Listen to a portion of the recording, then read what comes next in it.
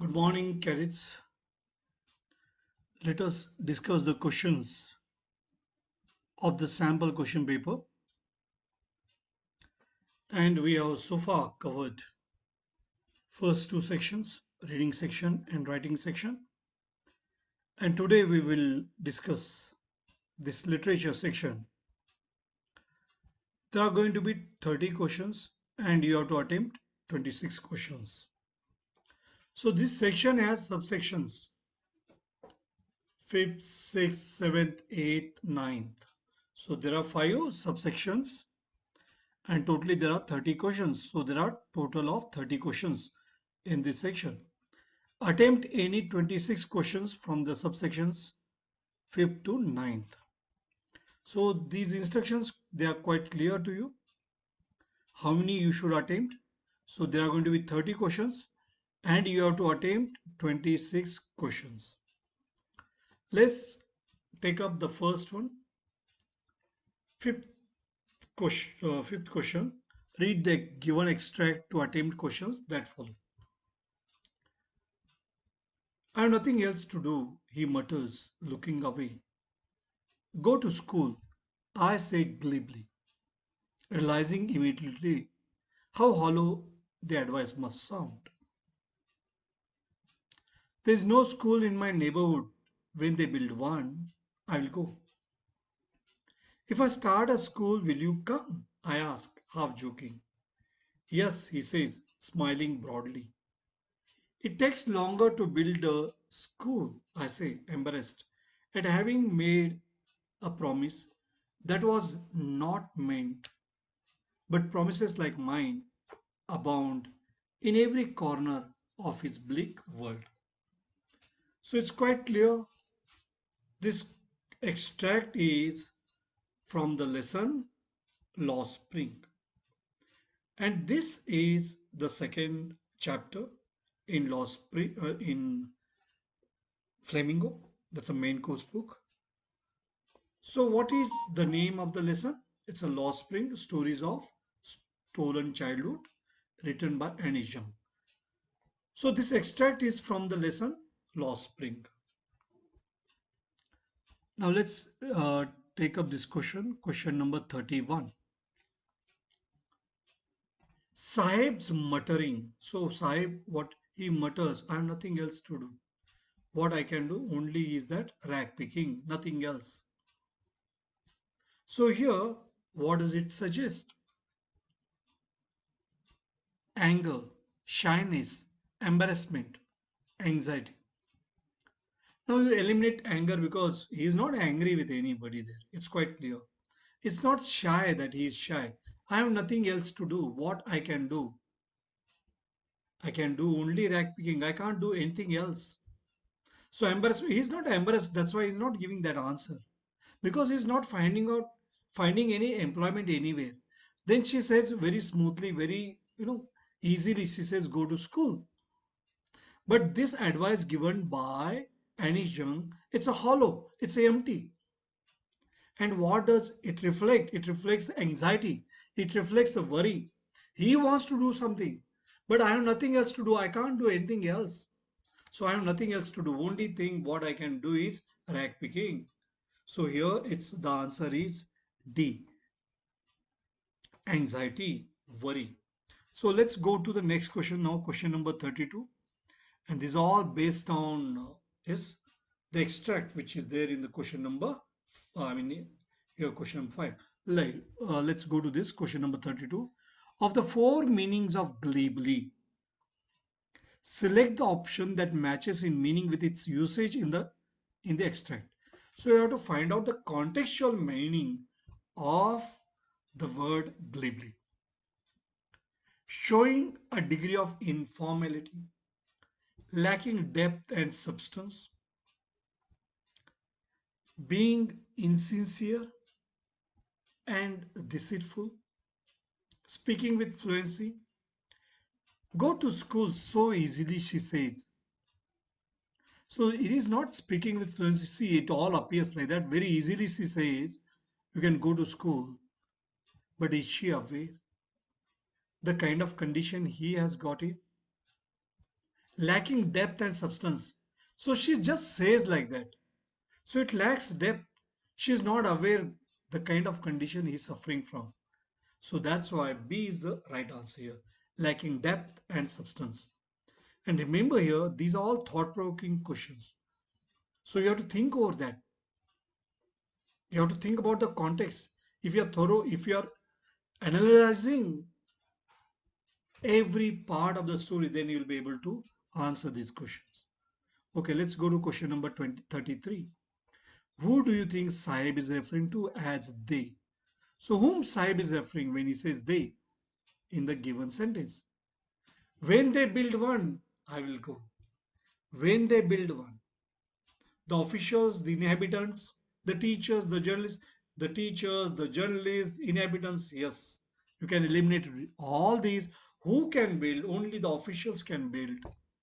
Yes, when these officials build the school, when they build one, I will go. Definitely, it is referring to officials. Teachers will not build, journalists will not build, not the inhabitants, but it's the officials.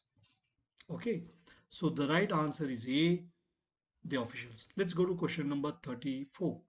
Select the option that lists the feelings and attitudes corresponding to the following. I ask, half joking.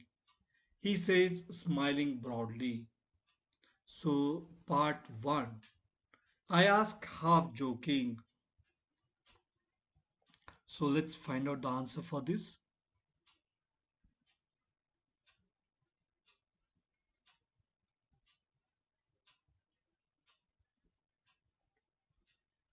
I ask, half joking. So, probably it's a humor is also there, not arrogance. See, arrogance is a very negative word. Not amusement. She is not getting amused. Part concern, yes, possible. But here he says smiling broadly, part hurt. So it is not that.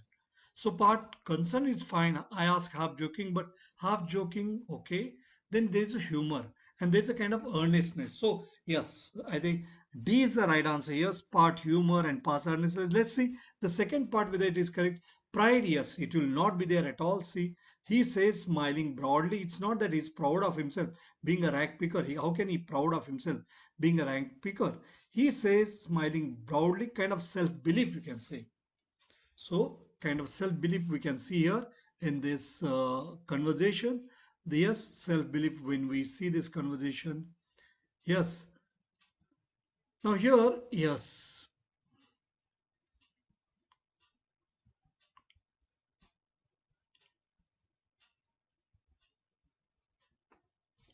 If I start a school, will you come? I ask half joking. So there is, yes, earnestness also. If I start a school, you will come? Will you join that? That is a question there. Yes, he says, smiling broadly. And there's a kind of, yes, there's a self-belief. That will be the right one for this. Yes. So D is the right answer for this. Okay, D is the right answer. Let's go to question number 35 now. So let's go to question number 35. Select the option that lists reasons why Saib's world has been called bleak. So dark world, bleak world, gloomy world.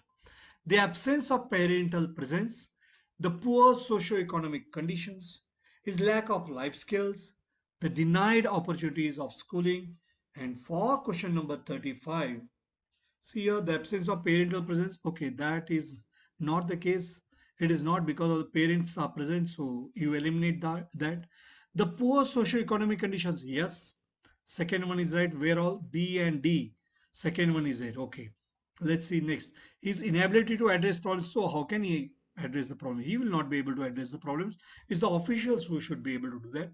His lack of life skills, that is also wrong. The denied opportunities of schooling. Yes, he has been denied the opportunities of schooling. So B is the right answer here. Second and fifth points are right. So B is the right answer. Let's go to the next extract now. Question number here. Let's go to that main question. That's a question number 6. And let's go to that extract. Read the given extract to attempt questions that follow. Tiny vestiges of the old terror would return. So here this one is from the chapter Deep Water. But now I could frown and say to that terror, trying to scare me, yeah? Well, here's to you, look. And off I would go for another length of the pool. This went on until July, but I was still not satisfied. I was not sure that all the terror, all the fear had left. So I went to Lake Wentworth in New Hampshire, died off a dock at Triggs Island, and swam 2 miles across the lake to Stamp Island. I swam the crawl, breaststroke, side stroke, and backstroke. Only once did the terror, that terrible fear, return. When I was in the middle of the lake, I put my face under and saw nothing but bottomless water. The old sensation returned in miniature. So, in small scale, it returned. So, let's go to question number 36. Why did Douglas go to swim at Lake Wentworth? To showcase his skills for all who had doubted him, to present skills. Is it to that? No. To honor, so you have to read this story thoroughly. To honor the efforts of his swimming instructor? No. So to build on his ability of swimming in a natural water body? Possible. To know for sure that he had to, that is it. D is the right answer. So to know for sure that he had overcome his fear of drowning in water. He just wanted to check whether that remnants of fear that is still there. He just wanted to make it sure. And for that he had been to Lake Wentworth. Let's go to question number 37. Select the option that leads the correct inference based on the information in the extract. Triggs Island and Stamp Act Island are both located in Lake Wentworth. Lake Wentworth is a part of Triggs Island. Stamp Act Island is 2 miles away from New Hampshire. Lake Wentworth is connected via docks to New Hampshire. So question number 37. And here Triggs Island and Stamp Act Island are both located in Lake Wentworth. So that is the right answer for question number 37. What was the reason for, so here direct answers you can find that. This is so simple. Okay, next. What was it? So if you are thorough with, if you read this story thoroughly, then you will be able to give answer. Direct answers, questions are there. What was the reason for the return of terror? Why that terror returned? So superstitions about the dock at Triggs Island. Recent reports about drowning incidents. Nothing is told about that. Prior drowning experiences. Yes, it's because of the drowning experiences that he had in the past. So earlier, prior. So that is right answer. So here, before going to D, I think you are, when you are sure, yes, C is the right answer. Prior drowning experiences. So what he talks about that is that.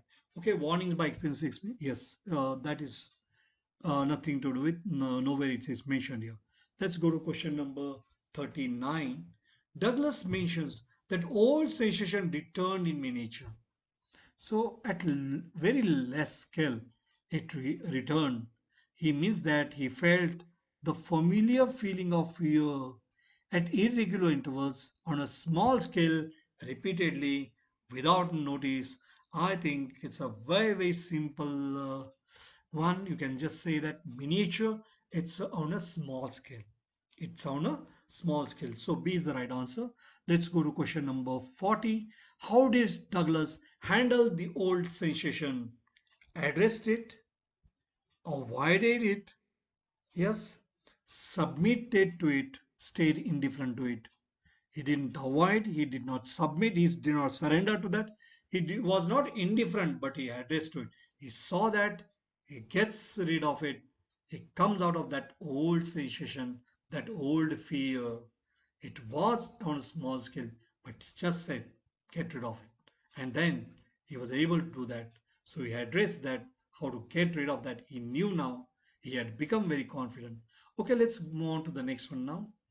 Question, yes, main question is seventh one, read the given extract to attempt questions that follow. So let's read this extract and let's attempt the questions on this. The tall girl with a weighed down head. So this is on poem. The elementary school classroom in a slum. The paper skimming boy with rat's eyes. The stunted unlucky hair of twisted bones reciting a father's gnarled disease. His lesson from his desk at back of the dim class, one unnoted, sweet and young, his eyes live in a dream. The poet draws attention to the problem of dash while describing the boy as paper skimming malnutrition, untidiness, isolation, abandonment. So, what is the right answer for this? Question number 41. And for the question number 41, the poet draws attention to the problem of malnutrition. So, these are all malnourished children. These all, and that's why their condition has been like that. They are quite thin, paper seeming. Yes, right. Let's move on to the next question. Question number 42. So again, this question is on this poem. Which option has the underlined phrase that applies the poetic device used for rat's eyes? So which phrase option has the underlined phrase? So you have to look for the underlined phrase. Like a clam, as swift as a gazelle, black sheep chattering with fear. So let's read these sentences. So rat's eyes, that is the question here. He shuts up like a clam when interrogated. She runs as swift as a gazelle. Is considered the black sheep of the family. She ran away, chattering with fear. Now here the poetic device used for rat's eyes. So he's looking for something. So who is looking for something? Yes, that child is looking for something that applies the poetic device used for rat's eyes. So what is a poetic device that is used for rat's eyes? So his eyes are just like that of a rat. So here it's a metaphor which has been used. Which poetic device has been used? It's a metaphor which has been used. And here the metaphor, the appropriate metaphor here, which will be closer to that, not as swift as that, will be simile like a clam. That will be, yes, what is that? That will be again a simile. She ran away chattering with fear. Okay, so the most appropriate here will be black sheep, because here it's a metaphorically used black sheep. So therefore rat's eyes, which is a metaphor. But you see here, you have to logically think over that. And logically, if you think, the metaphorical expression that you'll see only in C. So that's why the right answer is C, is considered the black sheep of the family. Let's move on to question number 43. Select the correct option to fill the blank. The tall girl's head is weighed down due to the effect of diseases, need for concentration. Yes, you can eliminate that need for concentration. It is not that desire to remain unnoticed. Yes, you can even eliminate that too. Burdens of poverty. The tall girl's head, burdensome life which they are leading. It is because of poverty. They are all malnourished. And it is burdensome. Life is burdensome for them. So her head is weighed down due to poverty, due to the burdens of poverty. So D is the right answer for question number 43. Let's move on to next question, question number 44. The literal meaning of reciting refers to delivering the lesson aloud. Yes, that is the literal meaning. What does its figurative meaning refer to? So here reciting, that is the literal meaning. Reciting the lessons. Okay, now we have to find out the figurative meaning of it. Showing extra interest in the lesson, carrying his father's disease. See, reciting his father's gnarled disease. So his father's gnarled disease, not it. So here, carrying his father's disease. So the right answer, let's see here which will be the right answer. Resigning to his disease and condition and voicing the poor conditions he lives in. So the right answer, carrying his father's disease, inheriting his father's disease, that is the right answer here. So for the question number 44, the right answer is yes, carrying his father's disease. So let's move on to the next question. Question number 45. How does the unnoted pupil present a contrast to others? He appears to be in a world of dreams, unnoticed, who is not noticed by anybody. He struggles with the fulfillment of dreams. He seems taller than most. He sits in the dimmest part of the class. What is that boy doing? He appears to be in a world of dreams. He's in his own world. So how does the unnoted pupil present a contrast to others? He appears to be in a world of dreams. The others, they see the contrast there. So this is a child who is unnoted, who is not seen. So he is the child who is unnoted. So his eyes live in a dream. So he is the one who is dreaming, who is thinking about future. He's not he is far away from the reality, probably looking for a bright future. Not but in fact they are very bleak future, but looking for bright future. So he is totally different from all others. So his eyes live in a dream. So what he's doing, he is dreaming. Thank you. Goodbye.